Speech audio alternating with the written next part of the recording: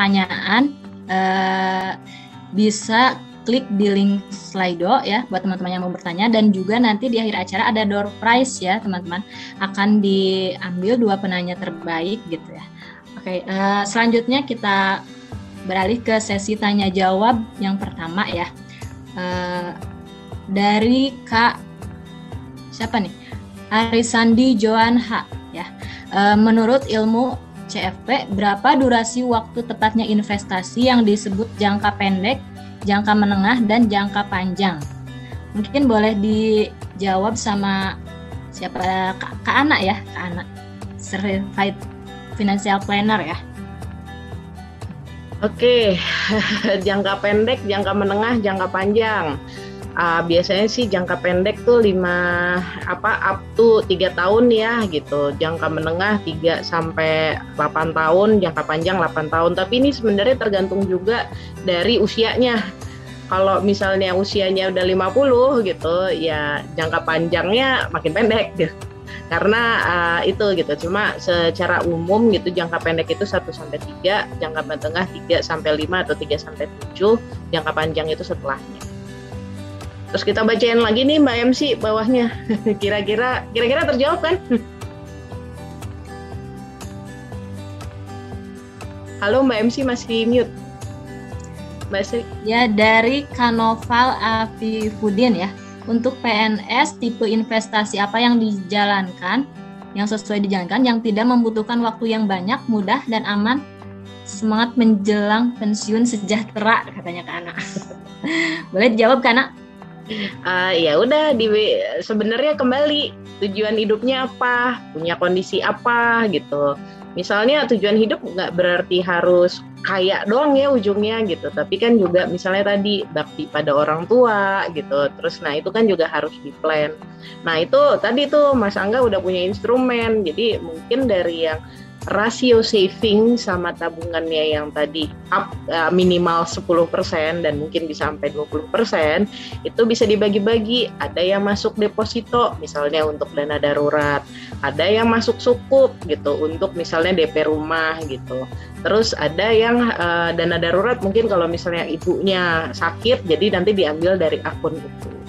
Terus bisa juga, aku pingin nanti pensiun gitu. Ada yang dimasukin ke investasi agresif gitu. Mungkin kalau yang muda-muda masih suka bitcoinan ya gitu kan. Gitu. Zaman sekarang nambang-nambang bitcoin gitu, terutama yang laki-laki. Tapi entah kenapa saya nggak ngeliat yang perempuan suka bitcoinan gitu. Nah itu bisa juga gitu. Atau ya itu tadi gitu. Kembali ke mungkin kalau slide saya, kembali ke tujuan keuangannya apa, dan makin ke kanan kita harus cari yang jangka panjangnya makin panjang, harus yang lebih high risk supaya dapat high return. Karena kita tahu kan deposito berapa gitu, sedih deh, kalah soalnya sama inflasi ya Mas Angga. Jadi ya itu tadi gitu, karena Indonesia kan inflasinya cukup tinggi dan kita juga perlu instrumen komposisi ya, instrumen yang pas gitu supaya nggak semuanya kalah sama investasi. Kira-kira terjawab nggak ya? Jadi kalau bisa tren media sosial itu dipotong. Jadi kalau nggak salah sih di BSI itu bisa dipotong aja tuh nanti. Jadi udah nabung sukuknya udah dipotong gitu, nabung depositonya udah dipotong, tinggal roll over. Terus juga kalau misalnya mau buat beli beli reksadana juga udah bisa dipotong gitu. Ya nggak Mas Angga? Jadi udah dipotong duluan 20% di awal supaya tidak tergoda sama tren sosial, karena itu memang sangat menggoda. Gaji ASN udah bisa di bank syariah kan ya? Pasti. Ada yang di bank syariah, ada yang masih di bank konvensional. Yang di bank syariah bisa langsung nih invest. Ya betul sekali ya Kak Angga. Selanjutnya ini dari Kak Dimas Ramadan Dewa Pamuji ya. Bagaimana cara mengatur keuangan PNS usia 20 tahunan agar gajinya tidak habis di awal bulan karena hasrat mengikuti tren media sosial? Nah itu sama tuh jawabannya tuh senada seirama itu sama yang sebelumnya. Iya seperti itu. Jadi dengan cara dipotong di awal. Karena media sosial itu nanti kan kalau udah dipotong di awal kita udah bilang ya nggak ada duit gitu. Nah, jadi ngomong yang ada duitnya itu pun maksudnya karena sudah dipotong tabungan gitu. Tapi ketika ditanya, oh nggak ada duit, ya udah pakai kartu kredit. Nah ini yang bahaya, yang itu jangan.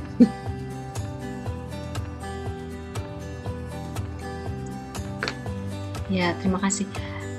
Lalu ini ya Sirman Hasan ya. Apakah ada informasi peluang pendidikan CFP gratis nih Kak Ana? Ini out of topic ya, tapi boleh dijawab mungkin Kak Ana ya. Kalau CFP itu dia harus ikut course, dan course-nya itu harus di lembaga yang memang diakreditasi sama FPSB Indonesia, Financial Planning Standard Board. Begitu dia sudah menyelesaikan course, dia baru bisa mendaftar. Masalah gratis atau tidak, ya kembali gitu. Siapa tahu ada yang mau beasiswain, karena saya tahu ada beberapa di BSI dapat beasiswa tuh. Tapi waktu itu masih dia di BSM sih. Jadi dibayarin kantornya, ngambil course, terus dia dapat CFP. Nah itu memungkinkan terjadi beasiswa di kantor. Tapi kalau secara umum, saya belum pernah lihat kasusnya. Oke, Kak Ana. Nah, mengingatkan lagi ya buat teman-teman yang mau bertanya, jangan lupa tulis nama sesuai yang diregistrasikan, karena nanti kita akan pilih 2 pemenang door prize ya di acara ini ya, dan penanya terbaik seperti itu. Jadi jangan lupa ditulis namanya ya. Oke, lalu ada dari Christina von Deborah Silalahi. Untuk anak muda fase tahap 1, biasanya instrumen investasi yang paling tepat apa ya Mbak? Dan perlukah mempelajari neraca keuangan juga seperti itu? Sama mungkin ya Mbak Ana, tapi nggak apa-apa, mungkin boleh dijawab aja dari Kak Angga atau Kak Ana.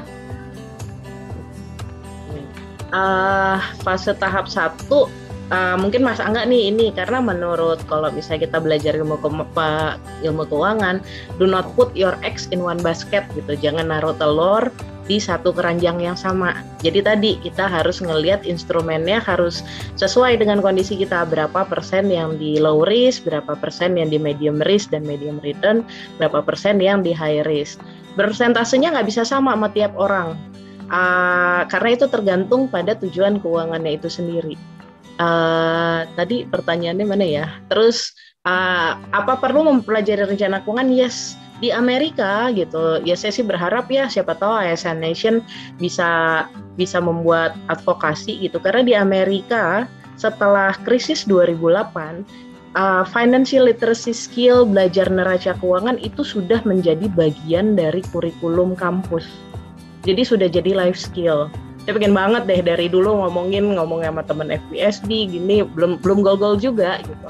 Karena di satu sisi buat apa nyari kita capek-capek gitu bahasa nyari uang, dan nggak semua orang juga akan jadi Iron Man kan gitu, atau yang punya Tesla maksud saya gitu kan, yang uangnya ini nggak mungkin semua orang jadi Jeff Bezos juga gitu. Jadi jangan sampai ya apa yang diusahakan terus bubar gitu, dan otak yang dipakai untuk nyari uangnya akhirnya sia-sia gitu, karena uangnya tidak digunakan dengan wise.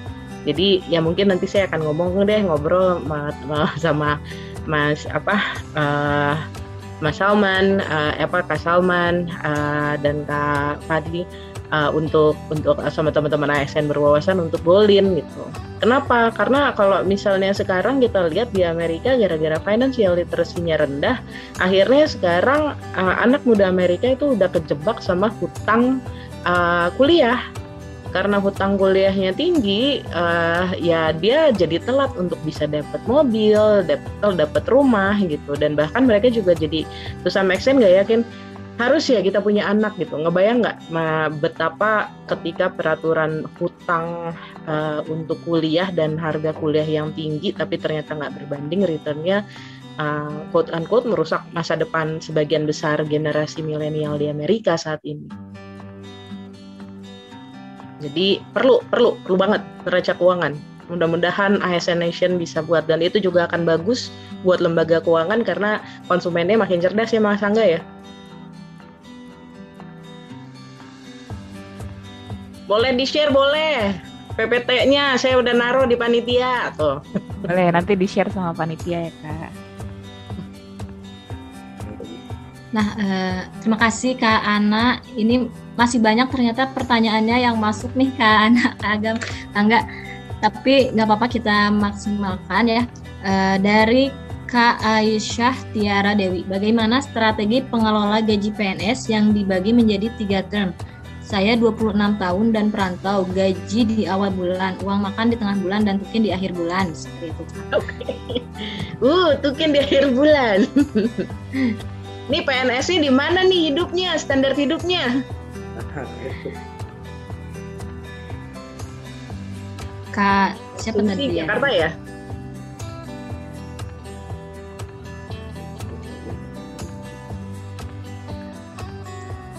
Ya kalau nih kita asumsi aja ya, merantau berarti kan dia tidak di kotanya, asumsi Jakarta kotanya mahal, yaitu bagaimana lifestyle ngakalin uang gitu. Apakah memang pingin kos-kosan yang nyaman gitu kan kalau merantau, atau kontrakan yang nyaman, tapi habisnya udah 3 juta sendiri gitu per bulan gitu. Misalnya nyewa Rusunami di Kalibata City gitu kan, itu kan range harganya tuh dari 2 juta sampai 3 juta gitu. Nah itu mau ngambil yang segitu nggak, atau memang mau kos-kosan murah gitu. Nah itu kan kembali gaya hidup yang dipilih gitu. Ruang makan di tengah bulan, ya uang makan ya kembali harus di-plan makannya mau apa gitu, dan memang harus dilihat, jangan-jangan apakah kita harus masak biar murah atau Indomie sepanjang waktu. Ya kok kesannya anak kuliahan ya Indomie sepanjang waktu gitu, tapi kan itu juga nggak sehat ya gitu. Nah apa mau plan masak, atau memang ya pinter-pinter, kadang-kadang apps kan suka ada diskonnya gitu kan. Kemarin saya dapat martabak dari 123.000 jadi 66.000 gitu kan. Sesuatu yang kayak gitu kan suka ada gitu. Walaupun ya kalau untuk sendiri bakal mahal sih. Jadi kalau misalnya mesen makanan tuh mesti di bareng-bareng sama teman-teman kosan gitu, karena supaya ongkirnya jadi lebih murah gitu. Yang gitu-gitu itu life skill. Nah kalau tukin di akhir bulan sayang banget ya kalau tukin gitu. Saya ngebayang tukin tuh jangan, udah seharusnya larinya tuh ke aset saving gitu. Jadi kalau saya ngerasa mungkin Aisyah memang baru ya 26 tahun, masih muda lah ya gitu kan, baru lepas dari masa mahasiswa gitu yang hidupnya mungkin gimana, berhura-hura dulu gitu, lepas.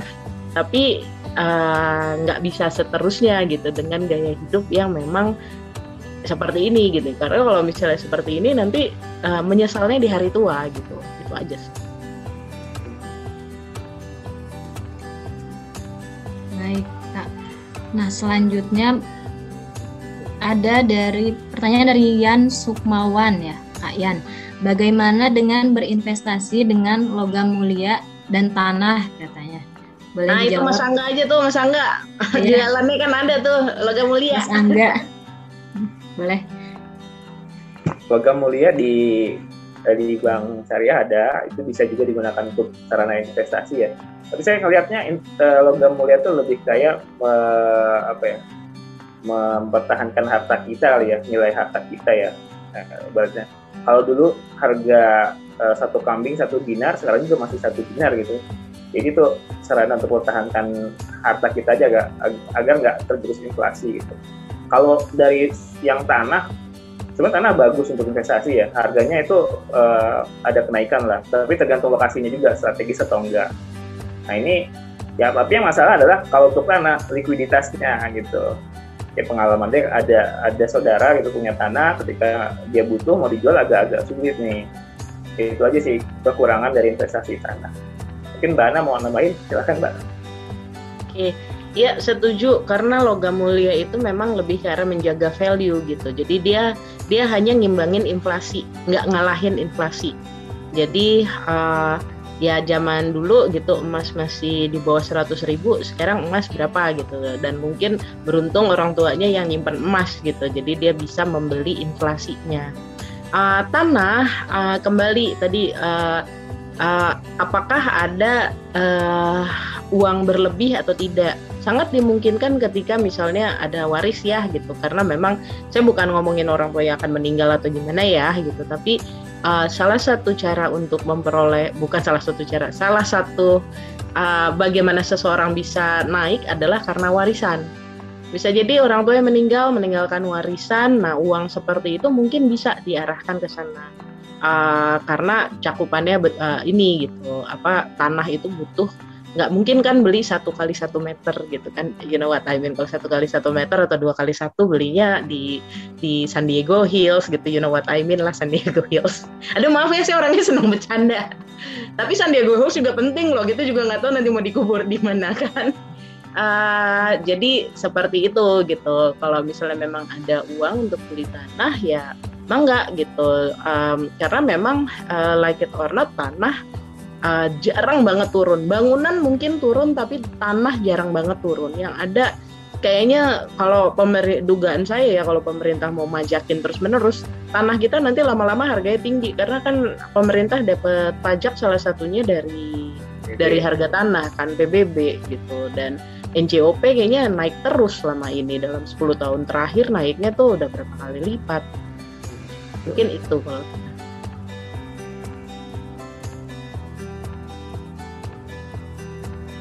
ya, karena kita keterbatasan waktu mungkin ya, ini tinggal 5 menit lagi, tapi pertanyaan masih banyak ini Kak Angga. Wah, antusiasnya luar biasa ini, berarti teman-teman ini.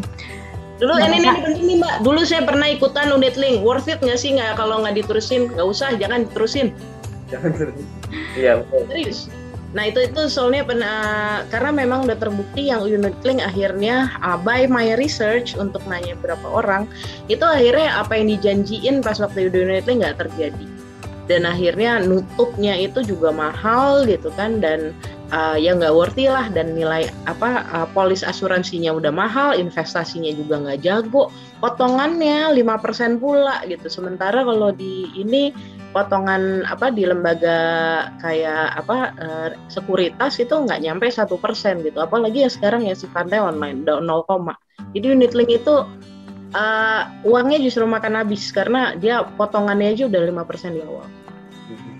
Jadi mending dipisah ya Mbak Ana, maksudnya kalau mau mending asuransi sendiri, terus investasi sendiri ya. Maaf ya Mbak Nyelak, tapi itu message penting karena sometimes agen asuransi suka agresif. Karena just let you know, agen asuransi itu ketika closing unit link 2 tahun setoran pertama dari nasabah itu untuk agen asuransinya. So no wonder kan mereka sangat agresif. Pertanyaan selanjutnya dari Kak Ahmad Juwaini ya. Di tengah pandemi ini yang tidak pasti, apakah masih aman berinvestasi di saham dan sejenisnya, katanya. Boleh dijawab, Kak Angga, boleh dijawab. Kalau kita ngelihat datanya aja ya dari pandemi kemarin, untuk yang ada datanya itu negatif ya di saham ya. Jadi sebaiknya sih dialihkan ke investasi lain. Investasi misalkan reksadana tapi yang pendapatan tetap gitu, atau di yang cukup gitu. Itu sih saran saya. Ya, terima kasih Kak Angga sarannya. Wah, ini masih banyak teman-teman pertanyaannya. Itu tadi ada pertanyaan menarik Mbak MC, Mbak Sri. Apakah PNS bisa financial freedom? Tadi ada salah satu. Oh ya, ini nih. Menurut saya itu pertanyaan bagus banget. Ya, mungkin nggak sih ASN financial freedom katanya. Akan mencurigakan jika ada ASN yang punya penghasilan atau aset berlimpah. Wah, ini mungkin mohon advice-nya Kak. Ya, ada LKHPN, kalau udah eselon berapa udah harus nyetor LKHPN kan. Kalau kita lihat LKHPN ada aspek di mana warisan dan akte tanpa hibah, tapi saya nggak ngomongin akte tanpa hibah itu sebagai you know what I mean with akte tanpa hibah kan gitu. Tapi kayak misalnya nih, saya tahu ada satu BUMD karena LKHPN terbuka ya gitu. Ternyata yang paling kaya bukan direktur utamanya loh gitu. Yang paling kaya adalah direktur SDM-nya. Kenapa? Begitu dicek, ya itu warisannya banyak, dia turunan ningrat. Jadi maksudnya ASN mau financial free, karena rejeki itu ya, kalau kita ngomongin konsep rejeki itu bukan hanya uang gitu. Rejeki juga orang tua gitu, dan ternyata rejeki uang pun juga nggak selamanya linear gitu. Ada uang-uang yang mungkin memang haknya, emang halal untuk dikonsumsi gitu. Dan memang kadang-kadang kalau misalnya untuk beberapa ASN gitu di kementerian tertentu banyak tugas luar negerinya, saya nggak ngomongin ASN yang mana ya, itu kan memang kalau tugas luar negeri, Masya Allah ya gitu, itunya bisa 3 bulan gaji pokok gitu misalnya dapatnya gitu, yang kayak gitu-gitunya disimpan gitu. Saya punya kasus, salah satu yang saya survei waktu saya cerita tahun 2012 itu, dia ASN di Kementerian Lingkungan Hidup. Karena dia memang pinter ya, dia selalu ngewakilin Indonesia untuk dealing gitu masalah hukum lingkungan. Sebulan 2 kali tugas luar negeri, 24 kali itu uang tugas luar negerinya dia nggak pakai. Gaya hidupnya simple, bajunya Tanah Abang. You know what I mean, Tanah Abang atau ini gitu kan, yang deket Tanah Abang, pokoknya seputar situlah. Dan dia tidak menikah, dia perempuan. Dan begitu pensiun ya itu dia juga dapat warisan dari orang tuanya. Terus waktu dia beliin warisan, tanahnya harganya naik. Wajar, kenaikannya wajar selama bisa dijelaskan di LKHPN ya wajar, nggak usah takut juga gitu. Dan ya udah dia pensiun dengan satu kos-kosan 13 pintu Rusunami. Jadi hidupnya tenang lah. Jadi saya pikir kalau dan temuan itu yang membuat saya tersentak, ternyata ya itu rezeki nggak selamanya linear gitu, dan itu dimungkinkan sekali. Dan saudaranya yang kerja dan punya bisnis yang gede ya gitu, yang bisnisnya udah kontrakannya nilai kontraknya itu ratusan miliar, ternyata begitu masa tuanya kalah sama ASN yang gajinya simple seperti itu dan just rely dengan nabung dari uang perjalanan dinas. Jadi jangan berpikir ASN itu, ya emang sih ASN kita bukan untuk cari duit ya, kita kan ada pengabdian gitu, tapi dimungkinkan gitu untuk having financial.